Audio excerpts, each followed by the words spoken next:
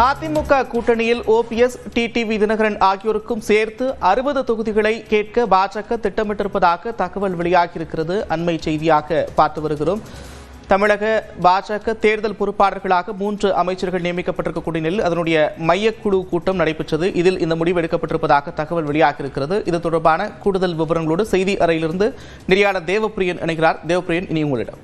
நன்றி நந்தா. ஏறக்குறைய இன்னும் 100 நாட்களுக்கு குறைவாகவே தமிழ்நாடு சட்டமன்ற தேர்தல் நடத்துவதற்கான கால அவகாசம் இருக்கக்கூடிய நிலையில் தற்போது பாஜக அதிகாரப்பூர்வமாக பேச்சுவார்த்தை நடத்துவதற்கான பணிகளை தொடங்கியிருக்கிறது. அதிமுக பாஜக கூட்டணி கடந்த ஏப்ரல் மாதம் இறுதியான நிலையில் தற்போது பியூஷ் கோயலுடைய வருகை இந்த கூட்டணி பேச்சுவார்த்தையை வேகப்படுத்தியிருக்கு அப்படின்னு சொல்ல முடியும். தொடர்பான கள தகவலோடு நிகழ்ச்சிய சிறப்பு செய்தியாளர் வேல்முருகன், பியூஷ் கோயலுடைய முக்கிய திட்டங்கள் என்னென்ன, அடுத்தடுத்த இந்த பயணத்துடைய அடுத்தடுத்த நிகழ்வுகள் என்னவாக வடிவமைக்கப்பட்டிருக்கு?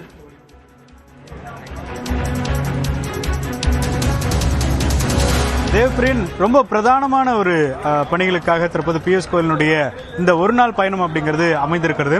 குறிப்பா அதிமுக பாஜக கூட்டணி என்பது வலுவாக தற்போது ஒன்றிணைந்து செயல்பட்டாலும் கூட அதிமுக கூட்டணியிலிருந்து பிரிந்த ஓபிஎஸ் மற்றும் டிடிவி தினகரன் இந்த கூட்டணிக்குள்ள கொண்டு வர வேண்டும் அப்படிங்கறத பாஜகவுடைய தேசிய செயல் திட்டமாக இருப்பதாக தெரிவிக்கிறார்கள். அதற்காகவே பியூஷ் கோயலினுடைய இந்த வருகை அப்படிங்கிறது ரொம்ப பிரதானமான ஒன்றாக பார்க்க முடிகிறது.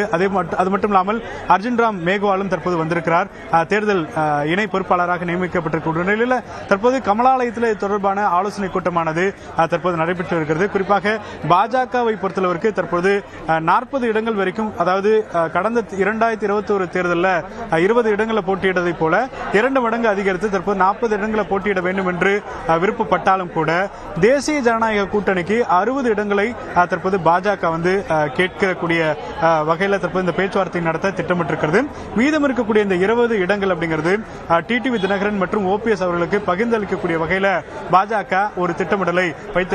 குறிப்பா அதிமுகவினுடைய பொதுக்குழு கூட்டத்தில் மிக தெளிவாக ஒரு தீர்மானமானது நிறைவேற்றப்பட்டது. அந்த தீர்மானம் அப்படிங்கிறது குறிப்பாக இந்த கூட்டணி கட்சியினுடைய முடிவுகள் அப்படிங்கிறது அதிமுகவை எடுக்கும் என்ற அதற்கான அதிகாரத்தை தற்போது எடப்பாடி பழனிசாமி அவர்களுக்கு வழங்கப்படும் என்று பொதுக்குழுவில் தீர்மானம் நிறைவேற்றப்பட்டிருக்கக்கூடிய இந்த நிலையில் தான் இந்த பேச்சுவார்த்தை அப்படிங்கிறது ரொம்ப முக்கியத்துவம் வாய்ந்ததாக பார்க்கிறோம். இன்னும் ஒரு 15 நிமிடங்களுக்கு கழித்து இங்கிருந்து நேரடியாக எம்ஆர்சி நகரில் இருக்கக்கூடிய தனியார் நட்சத்திர விடுதியில் இந்த ஆலோசனை கூட்டமானது நடைபெற இருக்கிறது.